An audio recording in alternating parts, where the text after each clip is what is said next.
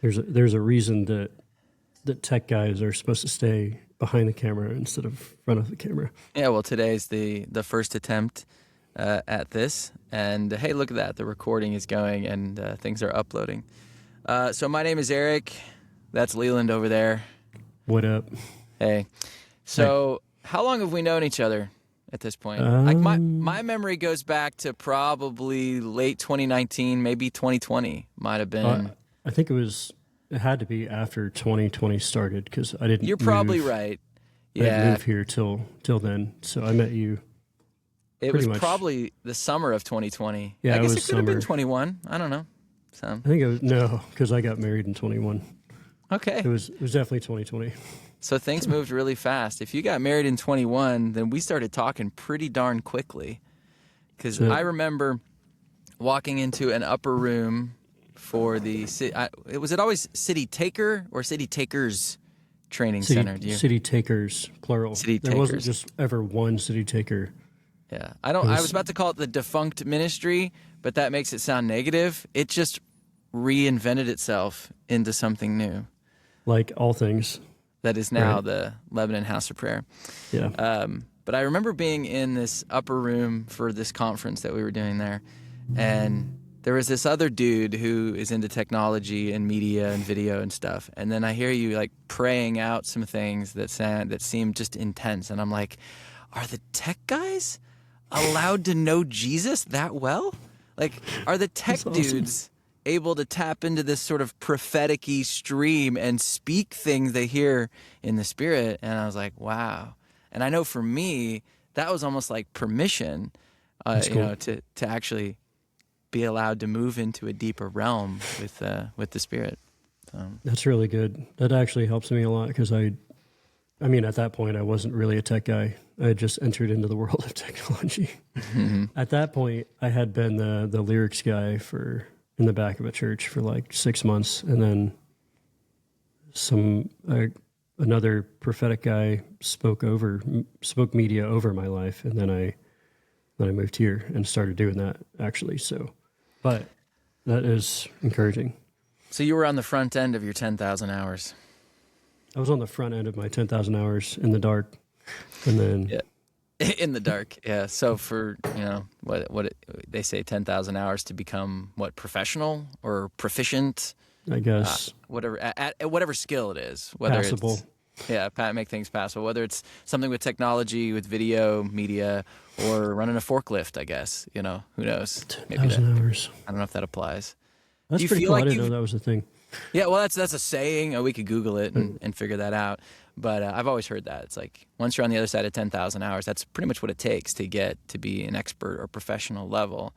That reminded me of like Forrest Frank. That's right when you said that. Forrest Frank is like he spent like 10 to 15,000 hours in college doing his trade Yeah. for fun, and then now he's where he's at. So Well, I was hosting morning shows on at a radio station for years, and in the evenings I was doing voiceover, trying to get that going, doing as many auditions as I could. Sometimes I'd book jobs and I'd be up until 2 or 3 in the morning, and then I'd sleep for 2 hours, and then I'd go in and do the morning show, and so I was basically killing myself, with so many hours, burning it at both ends, and it wasn't very Working as wise to do working it. as much as you do now, Yeah, well, okay, that's or fair. less than you do now. Thanks for pointing that out. I mean, that's pretty accurate. So once you get into your working life, it depends on the pace that you're running. I've always been one that's wanted to take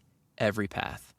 No path was off the table. Like I did, and that's not actually served me as well as I had hoped, because I thought I'll just do everything, and then one day I could do anything. But hey, when you're trying to get to the moon, you got to do whatever it takes. Yeah, we have a big target. Now, it has served me well to a certain extent, right? Because I ended up now, I'm still doing a lot of things, but as the production director at a church, over a ton of things, it's easy to think, oh, I did everything, and now I'm over a job that's over everything. It's like, but when you have this much autonomy, and you see you can fix everything, now I have to learn a new skill of not doing that. And of not losing sight of the original passion, right? That we entered into this profession with. I think that's the challenge with most creatives. Well, you know what it's like to have a project and you're like, ugh, it's not there yet. What's wrong with it? And you keep digging in and you keep digging in. At some point you have to walk away.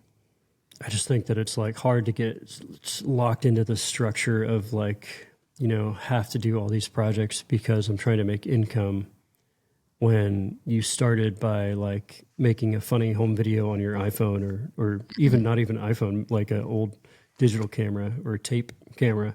You just made an old video that you're just trying to have fun with, and then it can tend to turn into this thing that's like this well-oiled machine that unless you feed it the right kind of coal or oil or whatever, it's not going to run. And you end up on this, sometimes you can feel like you're on this train where you're locked into doing the things that are necessary, not the things that fill you with life and joy, which I still do those things that fill me with life and joy, but it's just like this, now it's like this delicate balance of, I have to make sure I do something that fills me with life, or I'm not going to be able to continue to do the things that are necessary. So you played video games, right? I did for quite a while. Do you still play video games? I mean, like you don't, you wouldn't go into a group, you know, who's hanging out and you say like, we're all gamers. Yeah, I know what it's like to be a gamer. Like these days, I wouldn't say that anymore. So you probably wouldn't say that anymore. No, in fact, side note on that, but like, it's cool how I used to game and I used to find that entertaining, and that was what I loved to do because you're using your hands and your visual and all that stuff, and it's just fun, but it was not really redemptive. Yeah. And the moment I stepped into media as a means of like something I can do for a living or even share the gospel, it was like immediately that got flipped on its head. And now the same things that I was using for not being productive in the kingdom, I'm now actually using for the kingdom. So it's like, that was a redemption. I look at that a lot like, wow, I'm not playing video games anymore, but I am. I'm just kidding. Well, hey, actually, I kind of agree with that. I want to come back to that element with the games as to why we played the games, but the exit from games for me, and I've got some years ahead of you, and so I don't know. Did you play PC games, or were you more of a console gamer? I played PC games, Half-Life, stuff like that. So, but did that, when you were playing that, did that have a disc that you had to put into a computer? Oh, yeah, and did the disc have to be in the computer while you played it? Yeah. Do you remember? Yes. So those were more my days too. And then, you know, things went to like Steam and wherever else they're at now, and you don't have to have discs anymore. But, you know, I had that moment in my head where I realized, what am I doing here? What is the ROI on all of this effort? I mean, I feel really cool because, you know, just romp some noobs, you know, in this game or whatever language we used back then. And I've probably told you this before, but I uninstalled the games. I pulled the discs out and I put a box on our bed. My wife, I had been married for years at this point, into my mid-20s. And I'd start taking the discs and I start breaking them into pieces into the box. And I just started to weep because I didn't realize how much it had been like controlling my life. And I feel like I went on a series of decisions after that of things I wanted to get into that might have a return on investment. You know, so then I start playing online poker because there's money there, right? I can win that. I could make a career of that. I even got to the point where, you know, I was playing enough and even made little images of myself online to build us like a poker brand, you know, for myself. Wow, dude. That's great. I didn't know all this. Yeah, and then they made poker online illegal in America, or made it more difficult for you to do it with actual money, and I'm just kind of bouncing from thing to thing, but. There's a through line that I hope we can find in all of these things. And if we go back to the games, if it wasn't fun, would you play the video games? I mean, there's some games that people buy that are like, what are the games? Is it Second Life? I don't know if that's even still a thing. There was a game, but I never played it. But my perception of it was like, it's just like life in a game, you know? And to me, that never sounded fun. There wasn't a fantasy or whatever beyond that. So That was Sims, right? Back in the day, I the guess original, Sims is like that too. the Yeah. original Sims. Yeah, And then there's like Roller Coaster Tycoon, Zoo Tycoon. You could build these things, and that always just seemed kind of silly to me yeah, because same. it was like, I mean, I might as well go to work then. Yeah, It's what it felt like. I was always a sandbox gamer, if you know what I mean by that. Where I'm not sure I do. I'm not sure I know what that means. sandbox games are like games that you are in, but you don't have to stick to one thing. You can kind of roam around and do. Oh yeah, It's not Zelda like is always like that. If you ever played yes, Zelda. yep. I was a Zelda player, and then got into all of the other sandboxy type games because there's an element of exploration and discovery. And I think really like the biggest thing for me was like because of a lack of identity, I was finding my identity in all the things that I was doing. I get Or that. the things like, a video game gives you this identity. And so that was really part of that. So I think stepping out of that had helped me to truly step into identity, as a son of God, rather than, my identity is in my ranking on a video game, or my identity's in, the adventure that I'm going on in, this own little private world. So it's just kind of, I don't know, that was kind of weird.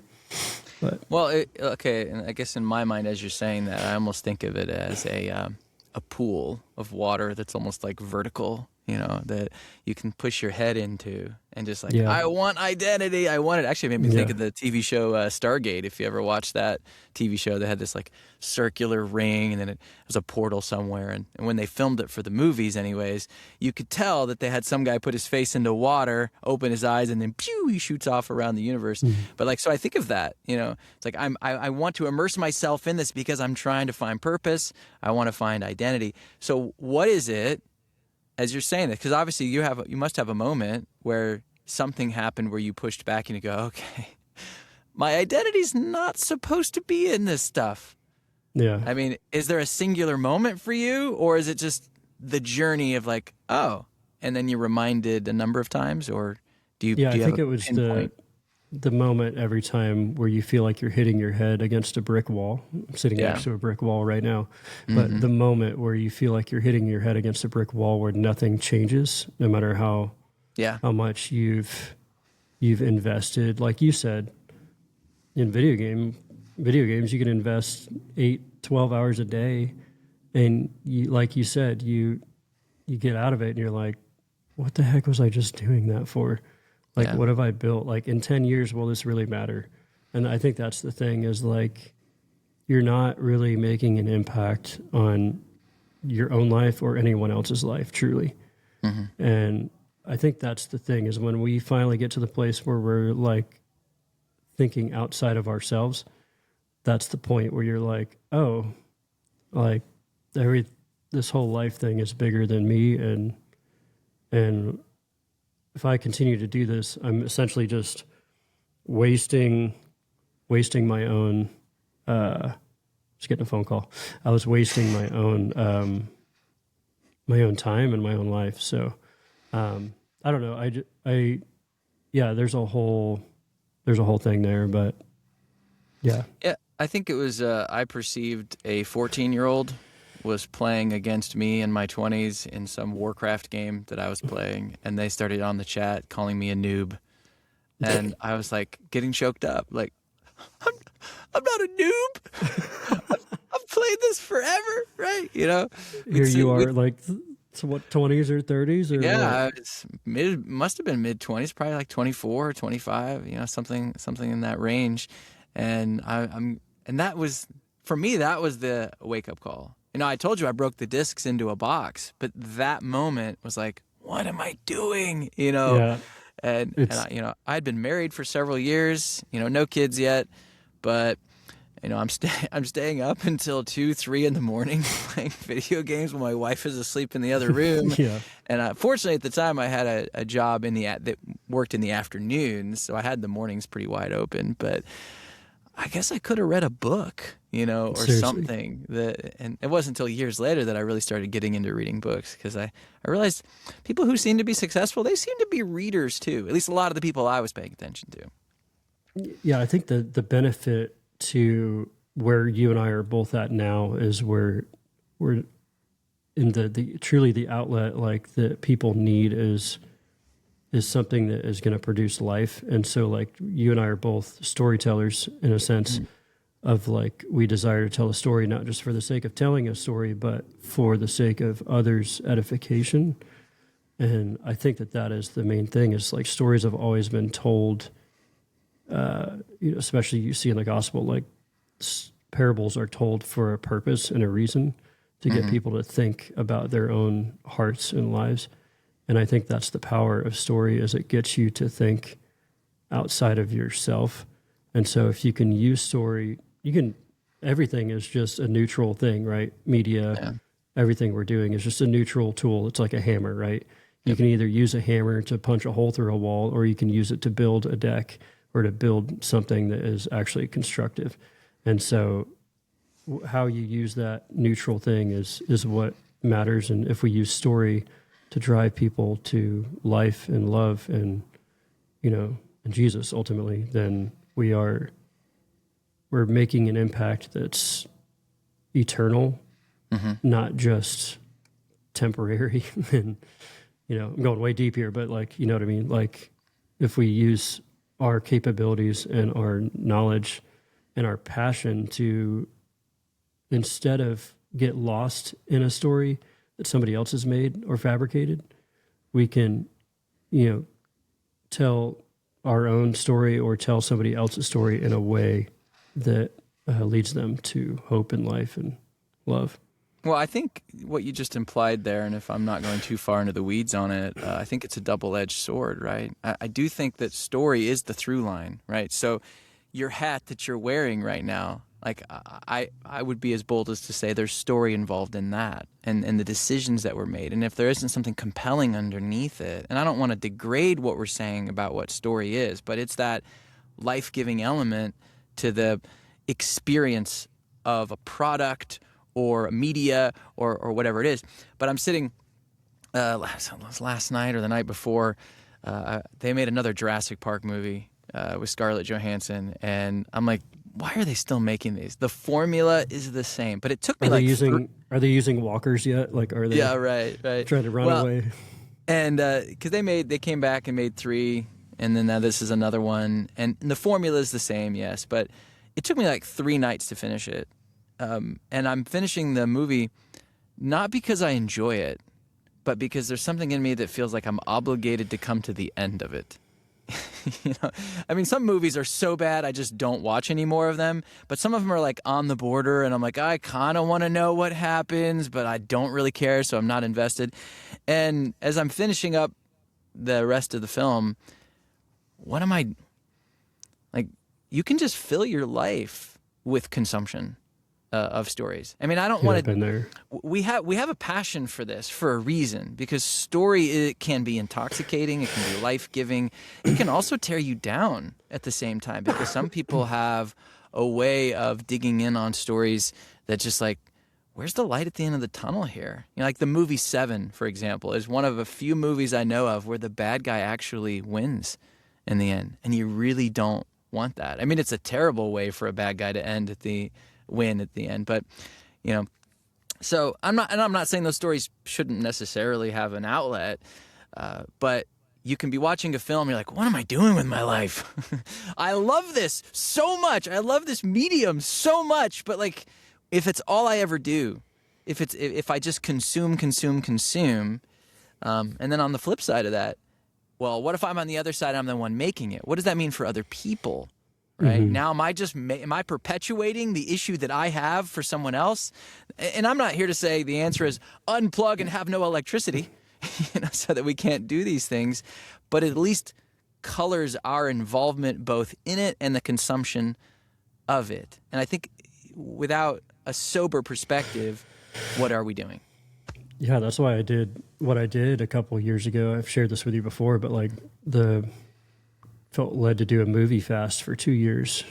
Yeah. where I just fasted from movies, and it was in order to clean my palate, as it were, of like just cleaning house of how I saw the lens through which I saw life, because I had consumed so much, like you're saying, so many movies, so many TV shows throughout the course of my life that I just came to a point where it really just felt led to do that. And then, of course, after that, coming out of that fast, I really haven't gone back.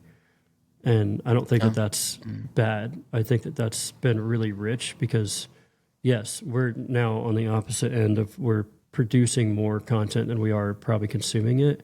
Mm-hmm. But I think we're doing it through a redemptive lens. And I think that's the point is our world, when you consume so much content, it's usually, unfortunately, by the vast majority, a lot of the content out there is dark, not redemptive, hopeless, sad, like you said, evil triumphs. It's most of it's fast food too. I mean, when you think about shorts and reels, it's like the fattiest of fat, but it gets my attention because I love chips, or whatever, So I think I just, but I want to go back because, like you said, there's first of all, you could say that you're wasting your life on movies and stuff like that, but you can do that with books, right? You get caught up in fiction books and novels and just get caught up in that whole world. And that's the same. That's no different than movies. It's not media it's a different form of media. It's a written form of a story, which was the original, the second way to tell a story ever. First way was always verbal, right? Like we're telling a story right now. Well, then, I think what you're after, and pardon for the interruption, is like I've had friends who I've gone to seminars with. We go to conferences, and then you meet these people who are like seminar junkies, which they go from seminar to seminar to seminar, and they never end up acting on whatever entrepreneurial idea is presented. And it's like they need to get more and more and more information. So it's another... and so, that might seem like a really bit of a stretch to the example of what you're saying, but like I become a professional at this information, and that's where I find myself at life right now, where I'm like, I feel like I know all the things. I just have to act on those things. The amount of information that is up here is just ridiculous. Whether it's movies or seminars or, going out to eat all the time, we can consume very well. Yeah, I think the moment that is really important is when you decide to make that switch from consumer to producer, if you will, or even like creator is a good word. Creator, yeah, like somebody that's actually gonna. Because when you make that switch, you're saying, I'm gonna affect the content that's out there, and I think that that's super important. My passion is always like redeeming media, so. I love when people make that switch, but it also has to be with the right heart, or else you're going to go down one of those trails that just leads to false identity, I guess. So I told you, did I tell you my Apple product launch story? How I was realizing that, they're going to do another product launch. I got to watch it. Okay, what are they announcing now? It's always like just a little bit more refined from the time before. And my wife updated her phone finally to the newest OS for the phone. And she's like, why did they change this? Why do they always have to change things? That's a whole other funny thing. But I remember watching one of their product launches several years ago and realizing how much I was like committed to this technology stuff and how much technology really ruled my life. And in that moment, as I watched it, I sort of saw it sort of in a spiritual way, my feeding line to it being cut so that, yes, it's been a thing that could rule my life, but God was trying to disconnect me from it so that I could come back around. And in a similar way to what you're saying, be used to redeem it, be used to, reinvent it or wield the tools in a way that is redemptive so that it's not like, here's me using another thing. Look, I've got the wireless mouse. I've got this. I've got all the things, and then the preamp for my microphone. Because the gear is amazing that we can get into. But like you said about a hammer earlier, what's it about the tool? And I just finished a few pages in this book I've been reading for a while, and you know the book by Alan Scott, Scattered Servants, and he's got a section in there where he shows a picture of an apple. He says you hand somebody the apple. One person thinks it's just holding a piece of fruit or an apple. Another sees an apple tree. Another sees an orchard, right? What are we holding on to? What's the potential? How could this be used?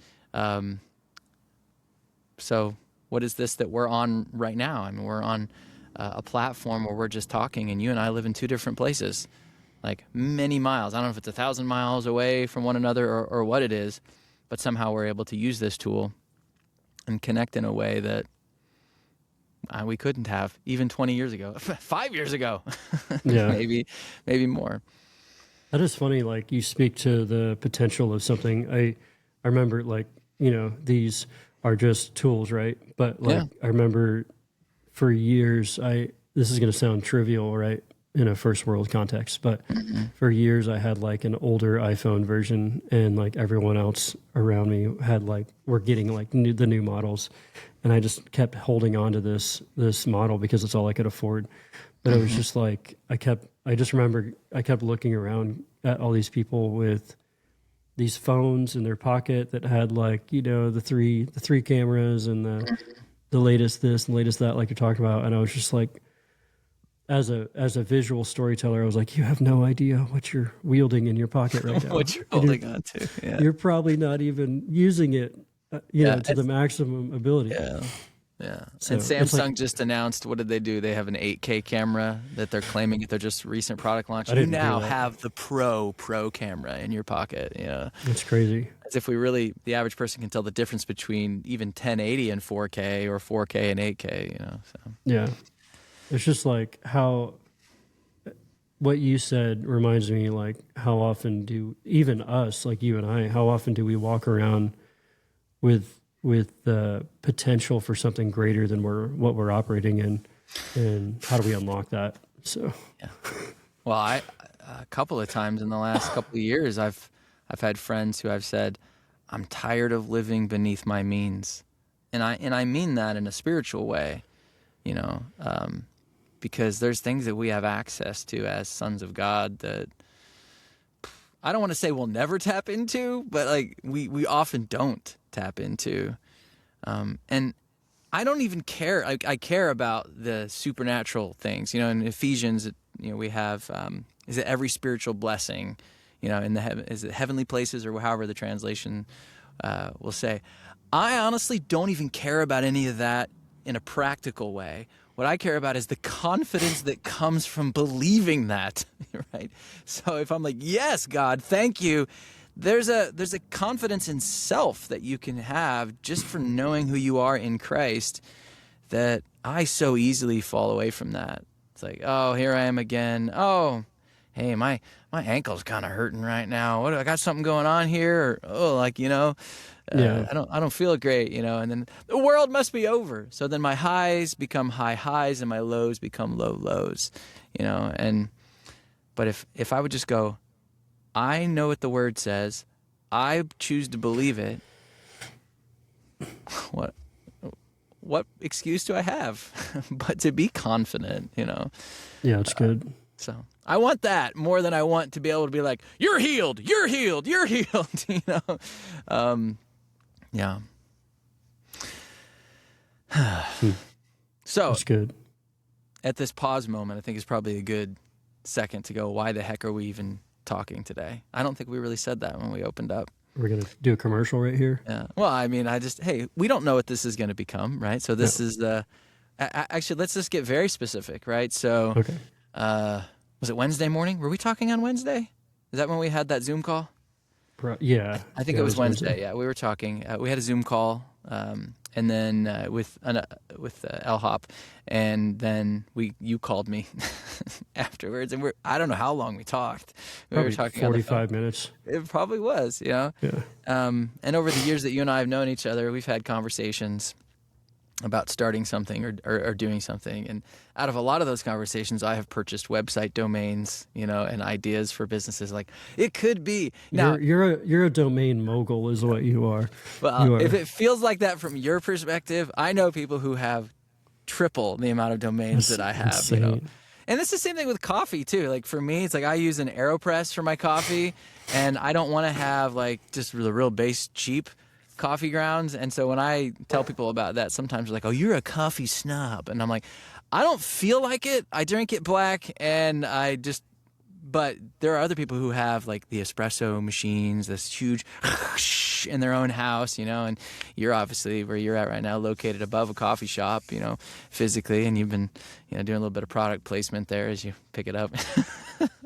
So, but that's the perception of it, right? So, Yeah. I was like, and you probably heard it in my voice. I'm like, I'm just done not doing things that feel life-giving, like that I want to do. If we can come back to the video game thing, right, that are fun, Yeah. because you acknowledged it, right? You get into this work that we love doing, but then there's a profit motive, or not just the profit motive, but the income need from doing it. Otherwise, if there's no income from it, it's just a hobby, right? And you have a wife or a family or whatever that's like, hey, why are you doing that? Not working? So Yeah.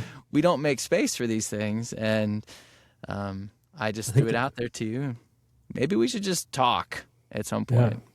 I think that's how we lose, like I said earlier, I think that's how we lose our passion for, so like I started in this industry or whatever you want to call it, down this lane of media because I liked doing it. It was fun. Like I started making little funny videos, and I was like, this is actually pretty fun. It's pretty fun to make something, to make somebody laugh, to make somebody's day better, to encourage somebody. I was like, this is great. I want to do this.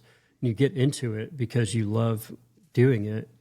And I think that's what a lot of people start businesses because they just need to make money, which is fine. I think that there are a few different industries out there where people start into it because they actually love what they're doing in it. And then you get into that weird groove that we were just talking about where you're like, now I'm like this with it because I've started to do it as a business instead of a hobby. And so it's necessary that I keep going. So the fun stuff, all the stuff that I'm passionate about and fun stuff has to take the back burner while I try to make this work. And then you get into that weird tug of like, I still love doing it, but it's also a necessity.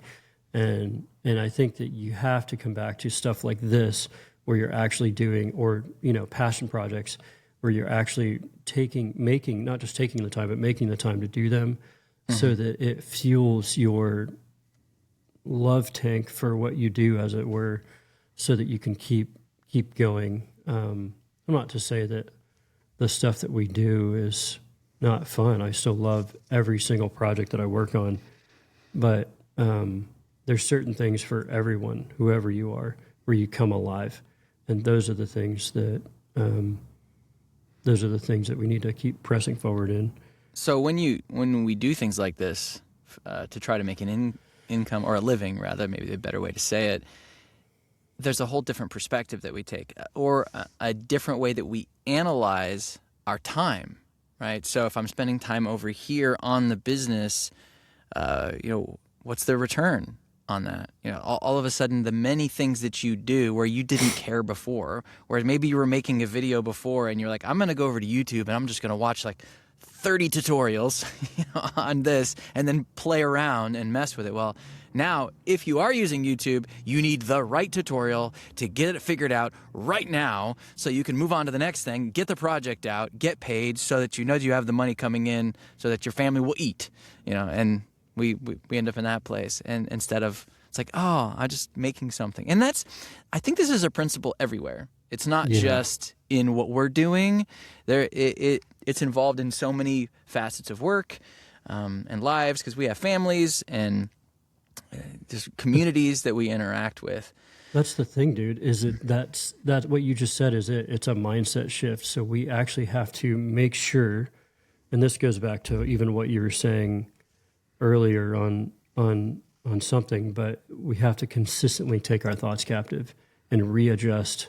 We have to keep coming back to a lifestyle of repentance of changing the way that we're thinking back to, hey, like I love this. This is what I'm born to do. This is what I'm made to do. This is what I love doing.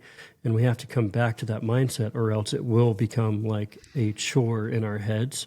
So I think that's the thing, is we just have to keep renewing our minds of like, hey, like, remember how fun it was when I first started? Like, I need to come back to that, and that will actually propel you forward, because you could choose to think of it like, I need to go and get the right YouTube tutorial so I can get the job done, so I can get paid. Or you can choose to think of it as like, oh, wow, I'm going to slow down for a second. Like, I really feel like the Lord's teaching me something new in this process, and I'm going to enjoy it. And I can look back on this project and go, I learned a lot during that project, and it was really, really cool, or whatever however you want to put it.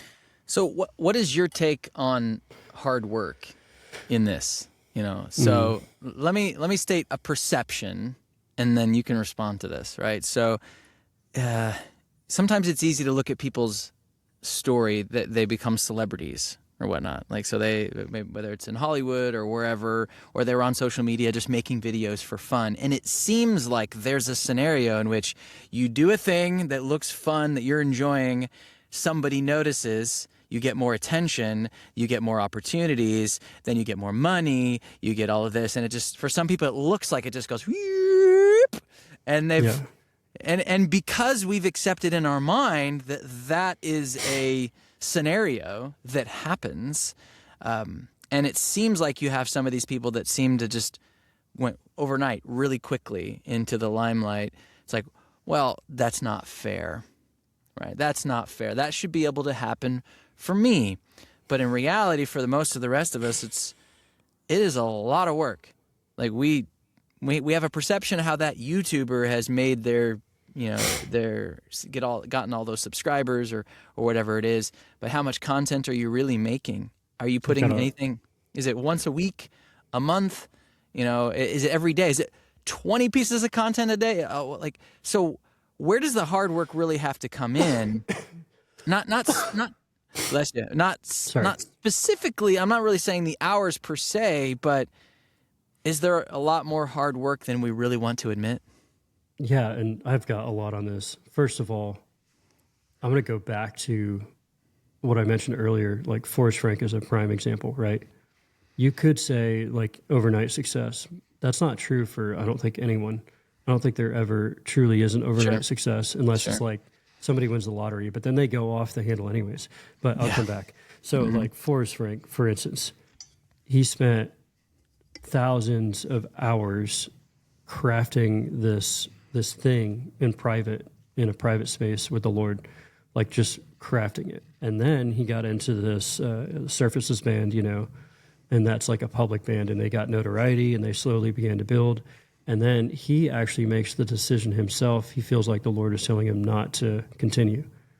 And so he starts canceling show after show with those guys, and eventually to where he goes out on his own.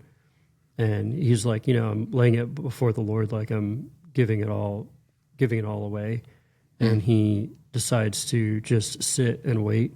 And while he's sitting and waiting, he was willing to go back and do a job, like a host, like, whatever, server or whatever. And he ends up, in his words, I think, quote unquote, doodling on the piano and making a song, like one song. And it ends up catapulting him into where he's at now. But it was the secret place, coming alive in the secret place with the Lord that led to that. It was the moments of hard work, but not really hard work because he enjoyed what he was doing. It was those moments of just like enjoying the process of learning of what he was doing because he loved what he was doing, and he was honestly worshiping, and whatever we do, we're called to worship. Our work is worship, right? And so I think in that aspect of it, the work that you're talking about is found in actually resting.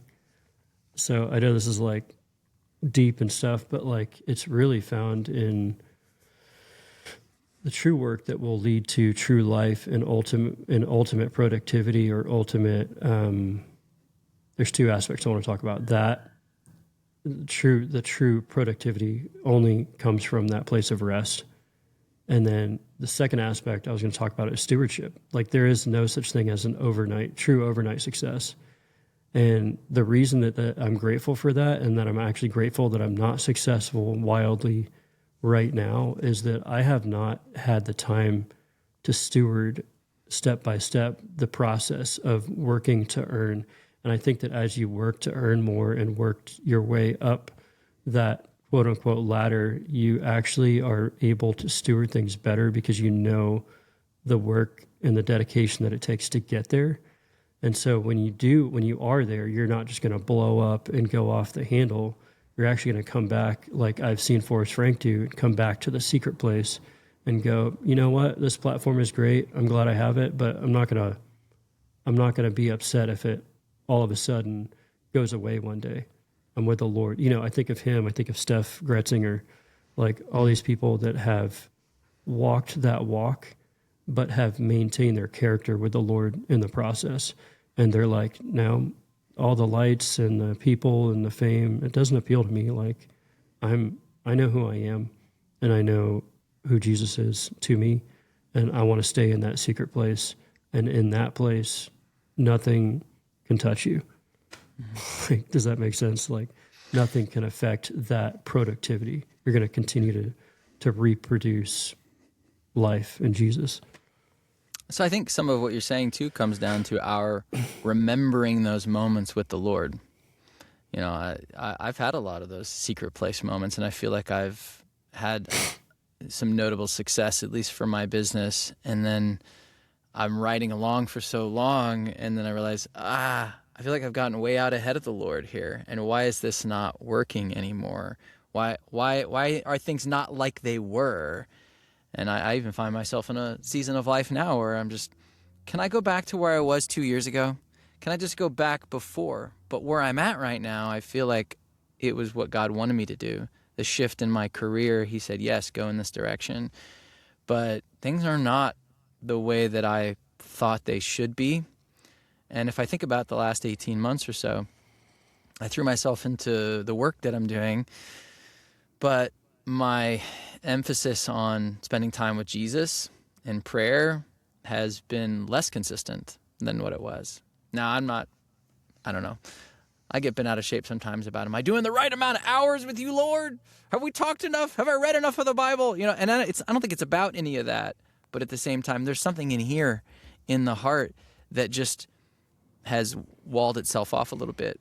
And I'll even be driving in the car and I'll be like, maybe I should talk to Jesus, you know, and then I just let that thought come in and then it goes away and then I don't, you know, and then days later or a week later, it's like I start talking to him again and all of a sudden I'm reminded, oh boy, he's as good as ever.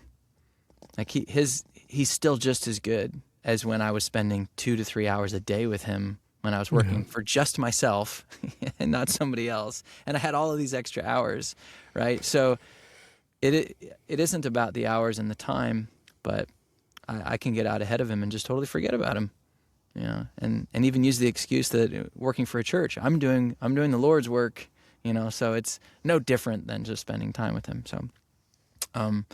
So what you're talking about, coming back to the secret place with the Lord, you know, behind closed doors, I don't know. I do beat myself up about that a lot, you know, that I'm not doing it the right way, but I think he's also trying to teach me a different way to do it in this season. And so he's had to change my routine. Otherwise I wouldn't have seen it. It's funny. Like when you were talking about that, I was like, huh, that's funny. Like I felt that too, but then I was like, you and I both have kids. So it's like, if our kids ever came up to us and asked us that question, it would seem ridiculous to us, right? Or silly, like, Dad, am I spending enough time with you? Like, you know what I mean? Or I want to talk to you, but I'm just going to continue on and not talk to you.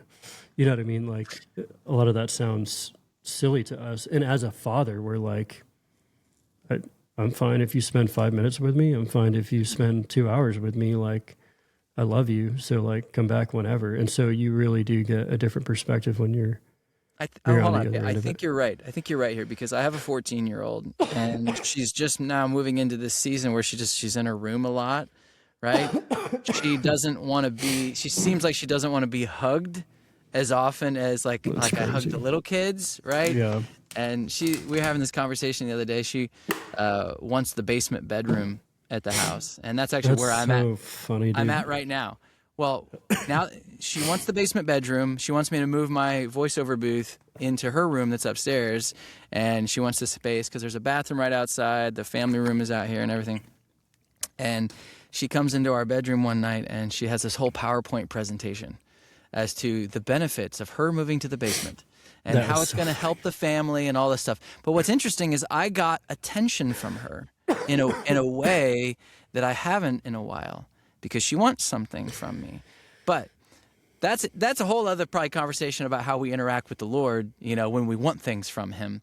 But at the same time, what you're talking about if our kids were to come to us and say, "Am I spending enough time with you?" There is some level where I feel that distance, but I also realized I'm now parenting a young adult now, right? And so I have to shift in the way that I relate to her because there are these moments. Like we were on a vacation, several months ago, and I had been thinking about this, like, oh, like I'm not gonna force her to hug me, like that's the last thing I want to do. But we had this moment where we're in a store, and she just kind of comes up and she puts her arms around me, like, "Hey, Dad," I was like, okay. This is one of those moments that does still happen. Okay. Mm-hmm. And I'm a little nervous and I'm like, I don't want to screw this up. I love you, love you, or whatever, But I think you're right, what you're saying there, because the relationship is still there. It looks a little bit different and the way we act is a little more grown up. And I don't want to devalue the, moments with the Lord where we're on our face or we're just totally broken before him. I think it like really shows you the goodness of the Father, because truly, like, you and I can remember when we were teenagers and we were just wanting to do our own thing, right, or wanting to get out, and then you shift that or you turn that. And I'm not even in that season. I'm not even close to that season yet. Praise the Lord. But like, I'm watching you, and there's one other friend whom that has a similar situation going on with their teenager that wants their own room. It's like upstairs or whatever, something different. But it's like you get a greater appreciation for the Father's love because you actually are beginning to experience the different facets in which he loves us through, or the different seasons that he loves us through. So like you have now loved one of your children through like 3 or 4 different seasons, from wearing diapers to being a child, to being a teenager, to being a young adult. And so now you have a greater appreciation for that person as a whole, because it's like, okay, this is who they are. They're not just a baby that cries all the time. They're this person that has creative ideas. They're this person that is flourishing or, expounding upon like what the Lord has put in their heart. And so, but more than that, they also have a personality where they're like, I want this, like, and I'm going to tell you why. And, this is my opinion. And so I think that what I'm trying to say is we get a greater appreciation for the Father's heart for us because we see what he's had to, how do I want to say it? We see how he's been able to best father us while we're navigating through all those things too, and how our parents were having to parent us. So we get a greater appreciation for our parents. That's why I think when we enter into parenthood as young adults, we start to go back to our parents in a way of like, not in a dependent way, but we just start going back to them for wisdom because we're like, man, how do you stinking do this? This is hard. Like, and you start to become more friends with your parents than you are more like you used to be a child, but now you're more of a friend. Like, I see what you're talking about now. This sucks, or this is hard, So, well, actually, it makes me think of how the requests we can make to the Lord, we make it binary, right? We make it yes or no, God. will I get this? Are you going to provide this? Or however we talk to him. When it comes to my kids, my daughter wanting to do multiple weeks of camp this summer, and she wants to go to a conference, and she wants to do an acting camp and all this. And I'm saying there's money issues, there's time issues. She's applied for jobs and she wants to have a summer job. I said, you've just told your future employer that you're going to be gone for like 4 to 6 weeks in the summer when they need you. And so, but Dad, I want to do these things. Why can't I do it? I was like, it's not an easy yes, no to that. Yeah, there's so many good. other factors. And so I guess the same applies with us in the Lord, right? Like, why am I not? Why don't I have 10 million subscribers on YouTube? Why that person, right? I'll take 1 million. Come on. And it's like, and we think it's this yes, no, God, just must not be saying yes or whatever. He doesn't want to bless me or whatever it is. And it's far more nuanced than he's any more of that. concerned with our hearts, right? Than we even know what's good for ourselves. He's seeing the big picture. Like, I don't think that'd be good for your heart. That person that has 10 million subscribers, I've got them. They've developed the tenacity to persevere, or they have a hard enough shell to, face the criticism that they get too, from having that many people watching them. So I think that he knows us. I know that he knows us better than we know ourselves. So he's just, it's good because it's kind of like the child that wants to drive a car, or the child that wants to cook their own meal. Out of love, you say no because you're like, no, you can't steward that right now. Like, you're just not there. And so, I know you can't understand this, but you'll thank me one day. So, well, this really is probably one of the greatest gifts we have as young men of faith, right? Being dads. There's things that just didn't even think about, wouldn't have even entered my mind until getting to see it from that perspective. And as I dropped my daughter off at school today, and I'm driving back, and I'm thinking about the word hope, right?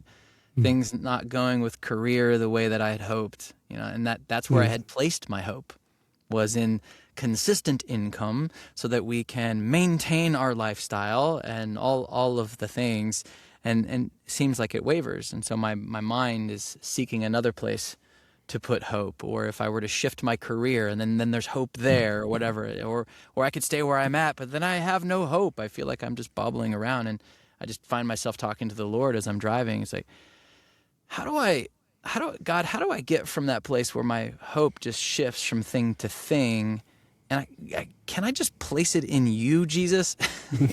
and if that's where my hope, my true hope, like the corest of core of myself, does it even matter the work that I'm doing, right? Does it? I'm not there yet, though, Leland. I haven't.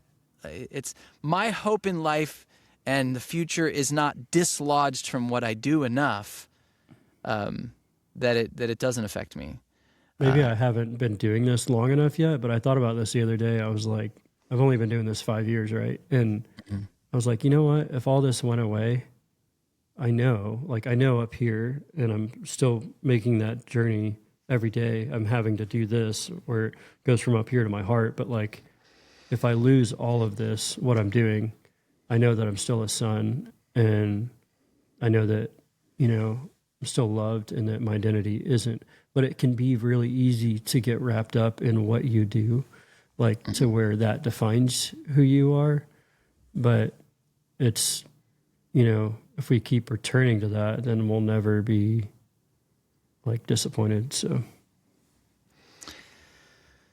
well, I mean, I know it's possible. Like my brain has a lot of that information, but there's something with the brain and the heart meeting that just needs to accept that. This is the thing I was thinking of too. Like your Matthew 6:33. It's been a verse on my heart since I started, like in media and business in general. But like, seek first the kingdom of God and righteousness. I forget how it goes, but seek first the kingdom and righteousness, and all of these things will be added to you. And so I think when we focus less on ourselves and how we're doing in the context of what we're doing, and we shift our focus to, our hope isn't in a job or what we're doing, but it truly is in Jesus, but it's in Jesus for the purpose of others.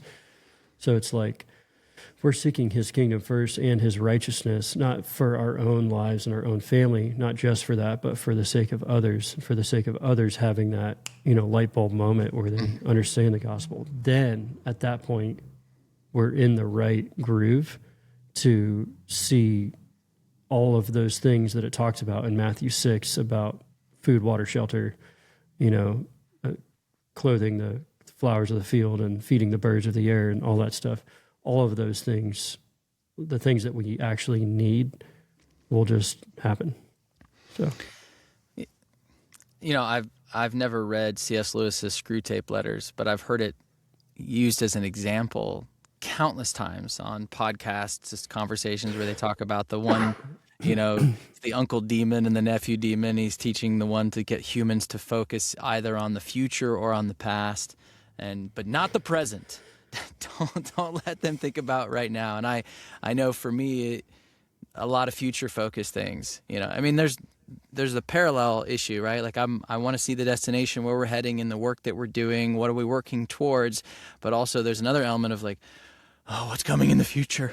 Yeah, I know. What's this going to do? What's all the technology changes going to do to our ability to keep making money so that I can keep putting food on the table, so that when I'm 98 years old and I stop working finally, I will have a bed to sleep in, and a food tube in my stomach, and my Wally chair, and whatnot. And so it looks like a massive wall. It's like this just made of steel wall that I'm butting up against, and I can't do anything about it.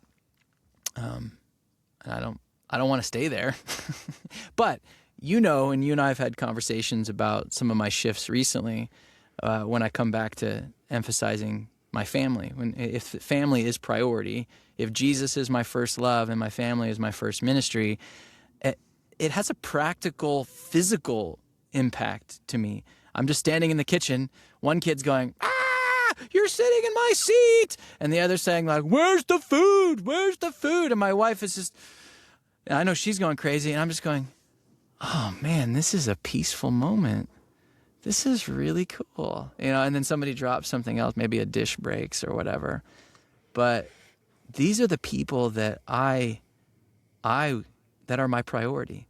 They haven't been before, not in the way that I'm learning to make them now. And by simply doing that, it pulls me into the present. And if I have nothing else, if I make no more cool videos or no more, compelling voiceovers or write something important, it just doesn't matter. That's so good, dude. And I want to honor you on two different levels, but the first one is that in and of itself of just returning to that, this is the who and the what that I'm prioritizing. That's our first ministry, right? Our wives and our kids. That's what we should be proficient in before we do anything else, including our jobs or anything.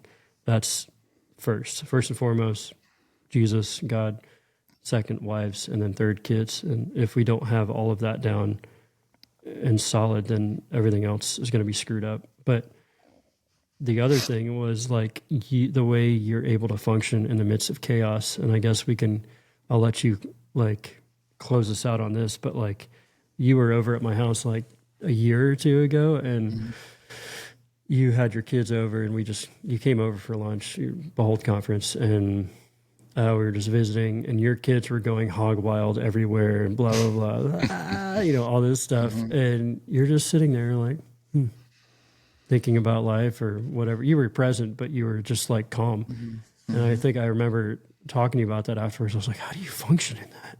How do you do that? And, and so that's, I guess my question is, how do you go from all that we just talked about to applying that on a daily basis? Yeah, I wish I had the answer that would fit for everyone's life, right? I mean, what comes to mind as you're talking there is a realization that I'm separate but connected, right? So somebody else is making their own decisions, right? I mean, I learned it somewhere along the way, you're acting, and then it's not about me. And the saying that was said to me was nobody makes me mad, sad, or glad. That's a choice on my end. Now, feelings and emotions, they happen. You're going to say something or something's going to happen, and this emotion's going to rise up. But at the same time, you didn't make me feel that way.